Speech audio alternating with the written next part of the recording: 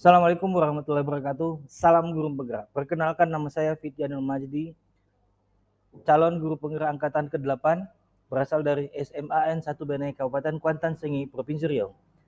Izinkan saya memaparkan kesimpulan dan refleksi pemikiran Ki Hajar Dewantara pada tugas 1.1.A.8 koneksi antar materi.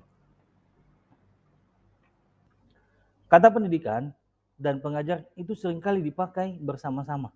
Sebenarnya gabungan kedua kata itu dapat mengeruhkan pengertian yang aslinya, bahwa sebenarnya yang dinamakan pengajaran itu merupakan salah satu bagian dari pendidikan. Maksudnya, pengajaran itu tidak lain adalah pendidikan dengan cara memberi ilmu atau berfaedah buat hidup anak-anak, baik lahir maupun batin. Pendidikan diartikan sebagai tuntunan dalam tumbuhnya anak-anak. Maksudnya pendidikan yaitu menuntun segala kodrat yang ada pada anak-anak agar mereka dapat mencapai keselamatan dan kebahagiaan yang setinggi-tingginya, baik sebagai manusia maupun sebagai anggota masyarakat. Kita sebagai guru atau sebagai pendidik adalah menuntun siswa sesuai dengan kodrat alam dan kodrat zamannya. Sebagai seorang pendidik, kita juga harus melaksanakan pembelajaran yang berpusat pada siswa, memberikan kebebasan kepada siswa dalam menyelesaikan tugas sesuai dengan kreativitasnya masing-masing. Pendidik sejatinya adalah pembelajaran yang berhamba kepada siswa. Pendidikan hanya tuntutan dalam hidup. Pertama kali yang harus kita ingat bahwa pendidikan itu hanya suatu tuntunan di dalam hidup tumbuhnya anak-anak kita. Artinya bahwa hidup tumbuhnya anak itu terletak di luar kecakapan atau kehendak kita sebagai kaum pendidik. Kekuatan kodrat yang ada pada anak-anak itu tiada lain ialah segala kekuatan yang ada dalam hidup batin dan hidup lahir dari anak-anak itu, karena kekuasaan kodratnya. Pendidikan hanya tuntunan dalam hidup.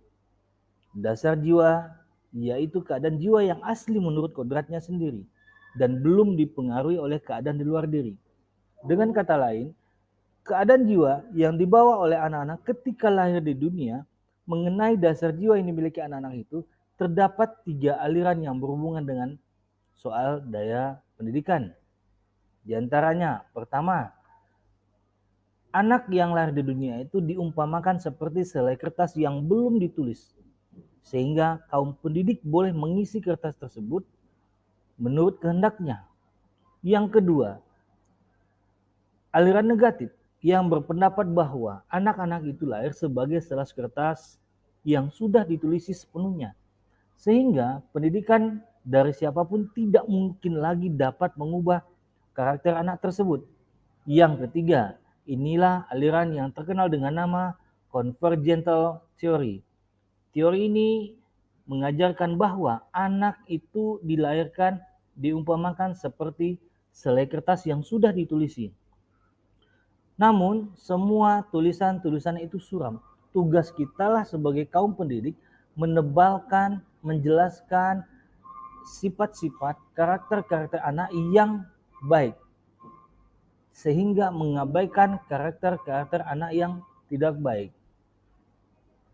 Dan diharapkan akhirnya karakter anak yang baik lebih menebal berkarakter di anak tersebut dan menghilangkan karakter-karakter yang tidak baik yang terdapat pada diri anak tersebut. 3 pertanyaan yang akan saya jawab tentang tugas ini adalah, pertama, apa yang Anda percaya tentang murid dan mempelajari di kelas sebelum Anda mempelajari modul ini? Saya sebagai kaum pendidik, sebelum mempelajari modul 1.1 ini, dalam pembelajaran saya melakukan, pertama, beranggapan hanya mentransfer ilmu ke siswa. Ketuntasan penyampaian materi itu yang paling utama, tidak memikirkan mengerti atau pahamnya siswa. Berhasilnya hanya dilihat dari aspek kognitif saja. Jika nilai sudah memenuhi KKM, siswa dianggap berhasil. Menggunakan metode ceramah dan kurang mampu menuntun siswa. Pertanyaan kedua, apa yang berubah dari pemikiran atau perilaku Anda setelah mempelajari modul 1.1 ini? Setelah saya mempelajari modul 1.1 ini, pembelajaran yang saya lakukan sekarang, pembelajaran itu berpusat pada siswa. Artinya, dalam pembelajaran melibatkan siswa, sehingga siswa berperan aktif dalam pembelajaran dan menyenangkan. Pembelajaran yang menyeluruh sesuai dengan ranah afektif, kognitif, psikomotorik, spiritual, dan sosial. Memahami karakter siswa sehingga mendidik sesuai dengan gaya belajar, minat, dan bakat siswa yang memberikan kebebasan menyelesaikan tugas sesuai kreativitasnya masing-masing. Menuntun siswa sesuai kodrat alam dan kodrat zamannya dengan sabar, ikhlas agar terwujudnya pembelajaran yang menyenangkan. Di kelas kita juga membuat kesepakatan kelas yang dirancang bersama dengan siswa. Guru sebagai fasilitator dalam pembelajaran bagi siswa berusaha memahami karakter siswa sehingga mendidik sesuai dengan gaya belajar mereka, minat mereka, bakat mereka, dan memberikan kebebasan menyelesaikan tugas sesuai dengan kreativitasnya masing-masing.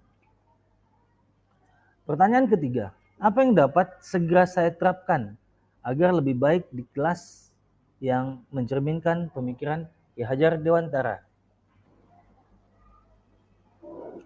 Di antara yang akan saya lakukan, pertama, merancang pembelajaran yang interaktif dan menyenangkan dengan melibatkan siswa sesuai dengan metode pembelajaran berpusat pada siswa.